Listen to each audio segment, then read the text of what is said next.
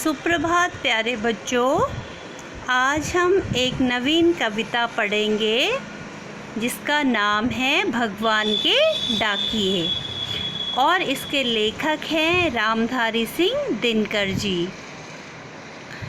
तो आइए सबसे पहले लेखक का परिचय जान लेते हैं। रामधारी सिंह दिनकर जी को राष्ट्र कवि भी कहा जाता है। इनका जन्म 13 सितंबर 1908 में हुआ था। इनकी मृत्यु 24 अप्रैल 1974 में हुई थी और जन्म स्थान है बिहार, भारत के। ये बिहार राज्य में इनका जन्म हुआ था।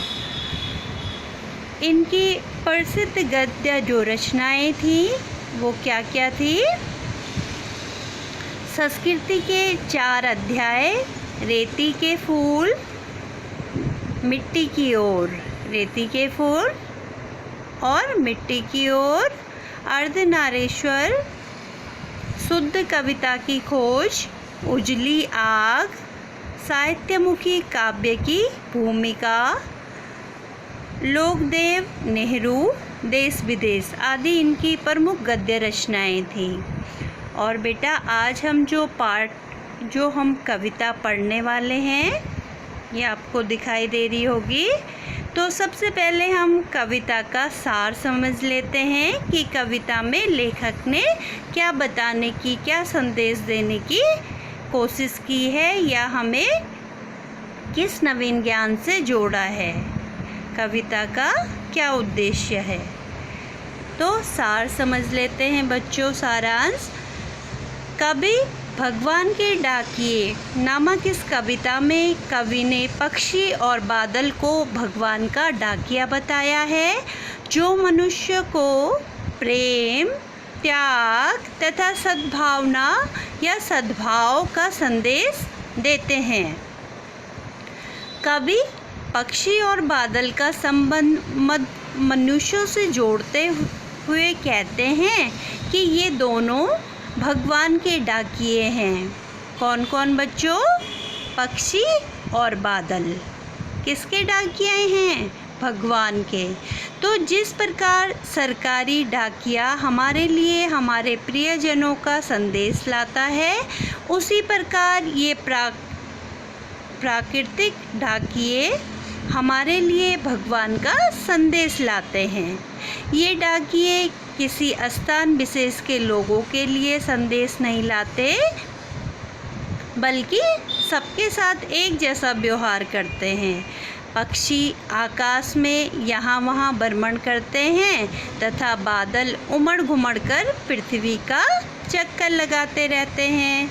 इनका विचरण देखकर ऐसा लगता है कि ये भगवान के डाकिए हैं, जो भगवान का संदेश लेकर सभी देशों अर्थात पूरी पृथ्वी के आसपास घूम रहे हैं। तो कविता में लेखक ने पक्षी और बादल को भगवान का डाकिया माना। आगे लेखक क्या बताते हैं? ये वह संदेश मनुष्य में बांटते हैं, पर इनकी अज्ञानता के कारण मनुष्य उनका संदेश नहीं समझ पाता। किसकी अज्ञानता के कारण? मनुष्य इससे अज्ञान है, इसको नहीं जान पाता कि ये दोनों ही लोग यानी पक्षी और बादल क्या हैं? डाकिए हैं। और किसके हैं? भगवान के। तो वो इस संदेश को नहीं समझ पाता। इन प्राकृतिक डाकियों की लाई चिट्ठियों को पर्वत, पेड़ पौधे और नदियाँ पढ़ती हैं। पेड़ पौधे अपनी वायु, धरती और अपनी सुगंध तथा नदी अपना जल किसी सीमा विशेष में रहने वालों के लिए नहीं रखती, यानी ये सारी ही चीज़ें वो सबको एक समान देती हैं। वे स्थान, जाति, धर्म, वर्ग आदि का भेद किए बिना सभी को क्या पहुंचाती है? लाभ पहुंचाती है। इनके क्रियाकलाप को देखने के बाद हमें भी किसी से भेदभाव न करने की सीख लेनी चाहिए, जिससे कि ईश्वर का संदेश हमारे लिए भी सार्थक बन सके। यानी कवि ने भेदभाव न करने की सीख हमें दी है। और किसके माध्यम से दी है? जो प्राकृतिक डाकिये हैं, यानी पक्षी और बादल के माध्यम से, इस कविता के माध्यम से लेखक ने किसी से भी भेदभाव न करने की सीख हमें दी है।